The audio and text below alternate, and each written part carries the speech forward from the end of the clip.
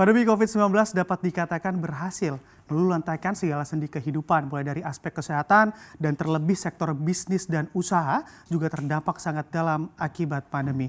Bahkan sejumlah perusahaan juga dipaksa untuk dapat terus berinovasi atau bahkan lakukan sejumlah strategi agar tak jatuh bangkrut dihantam COVID-19 yang mewabah di seluruh penjuru bumi. Salah satu lini bisnis yang berupaya lakukan diversifikasi ekonomi, yakni perusahaan maskapai penerbangan. Kondisi tersebut juga tak lain karena banyaknya pembatasan yang dituangkan ke dalam regulasi penerbangan sehingga pendapatan maskapai harus terjun bebas selama pandemi. Seperti apa? Selengkapnya akan saya ulas dalam Ganti Jubah Karena Pandemi.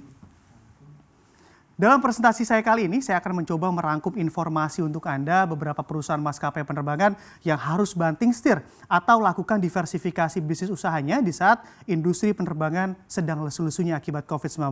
Maskapai yang pertama, terdapat nama maskapai Qantas Airlines. Dan di sini memang jajaran perusahaan penerbang yang melakukan upaya diversifikasi bisnis. Maskapai asal Australia tersebut diketahui selama pandemi membuka program yang dinamakan Flight to Nowhere. Nah, di sini memang meraup pendapatan perusahaan yang harus anjlok karena penurunan jumlah penerbangan. Program ini adalah program penerbangan atau penumpang akan dibawa untuk terbang begitu selama 7 jam lamanya dan akan diajak berkeliling di atas udara, namun untuk lokasi take off dan juga landingnya akan dilakukan di bandara yang sama. Jadi tidak singgah di kota manapun ataupun negara manapun selama penerbangan. Mengapa demikian? Nah, program ini memang dirancang khusus untuk segelintir orang yang memang rindu ataupun kangen begitu untuk merasakan sensasi terbang yang biasanya dilakukan oleh seseorang untuk berpindah dari tempat satu ke tempat yang lain. Namun karena adanya berbagai pembatasan di sejumlah negara guna menutup rantai penyebaran COVID-19, berwisata di negeri orang menjadi suatu yang rumit dan sangat beresiko.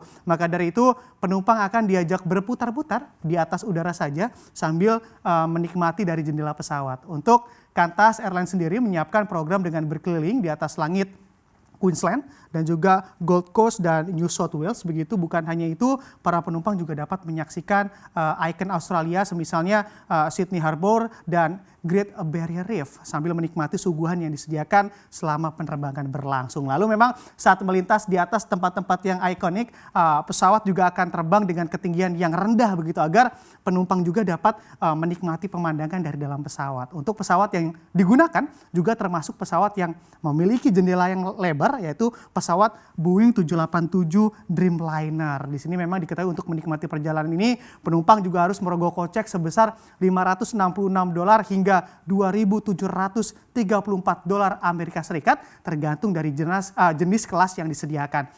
Lalu untuk maskapai kedua terdapat nama maskapai asal Singapura, yakni Singapore Airlines, dan beberapa waktu lalu juga terdengar kabar juga bahwa Singapore Airlines akan melakukan langkah serupa yang dilakukan oleh Qantas Airlines dan sejumlah maskapai penerbangan lain untuk melakukan program terbang atau jelajah dengan tidak singgah di suatu kota maupun di juga negara manapun atau biasa disebut Flight to Nowhere. Dan di sini memang sebagai gantinya perusahaan meluncurkan rangkaian program yang dinamakan Discover Your Singapore Airlines. Dan program ini terdiri dari 3 kegiatan yang menarik yang disediakan oleh perusahaan. Program tersebut mulai dari makan di atas pesawat, tur eksklusif, dan juga layanan wisata kuliner yang bisa diakses dari rumah begitu. Nah, kita mulai dari program makan di atas pesawat Singapore Airlines. Dan memang di sini untuk fasilitas ini penumpang jangan berekspektasi akan makan sambil diajak terbang begitu. Dalam program makan di pesawat ini, para penumpang hanya akan disuguhkan makanan di dalam pesawat, akan tetapi pesawat hanya akan parkir saja di Bandara Changi, Singapura. Dan juga jadi dalam program ini kurang lebih penumpang hanya akan menikmati makanan yang disediakan dengan pemandangan bandara dengan suasana di dalam pesawat. Lalu program selanjutnya yakni adalah tur eksklusif. Dalam program ini, pihak maskapai akan mengajak para pengunjung untuk masuk dalam dapur perusahaan. Mulai dari melihat fasilitas pelatihan di kantor begitu, lalu juga pengunjung juga akan dibawa dalam tur yang menceritakan 70 tahun sejarah Singapore Airlines. Dan bukan hanya itu, para pengunjung juga diberi kesempatan untuk berinteraksi dengan pilot dan juga awak kabin untuk menggali lebih lanjut tentang pelatihan intensif yang pernah mereka jalani. Gimana? Tertarikkah Anda untuk ikut dalam tur ini? Dan untuk Anda yang masih takut untuk pergi ke rumah, Singapore Airlines juga menyediakan program wisata kuliner dari rumah. Nah, biasanya untuk Anda yang sangat loyal bepergian menggunakan maskapai ini tentunya rindu dengan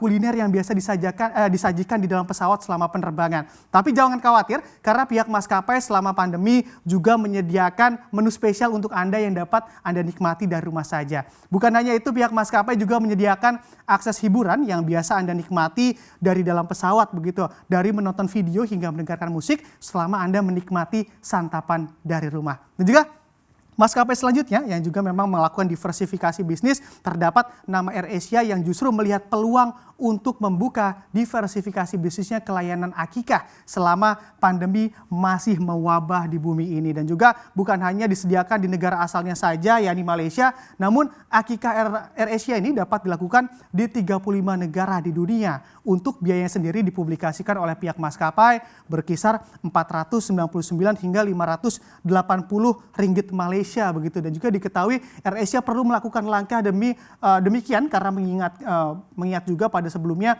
maskapai asal negeri jiran ini juga melaporkan begitu telah melakukan PHK pada 111 awak kabin, 172 pilot dan juga 50 insinyur guna mengurangi beban operasional perusahaan. Dan yang terakhir, bukan dari maskapai penerbangan lagi, tapi juga masih dari sektor transportasi begitu, yakni MRT Jakarta. Ya, selama pandemi ini MRT Jakarta juga akan melakukan cara agar dapat tetap bertahan dari anjloknya pendapatan terdampak COVID-19.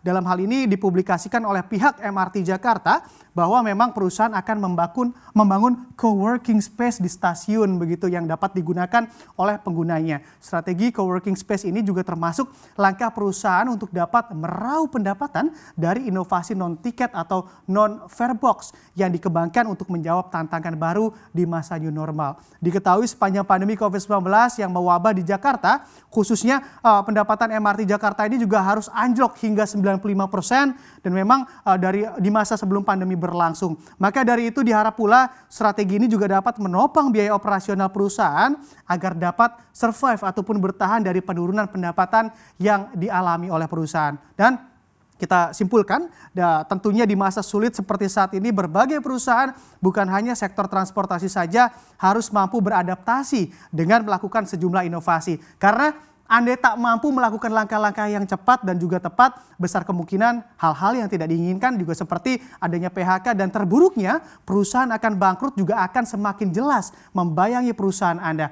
Semoga pandemi segera berlalu dan pemulihan ekonomi juga diharap dapat membuat kondisi perekonomian negeri kembali seperti sedia kala.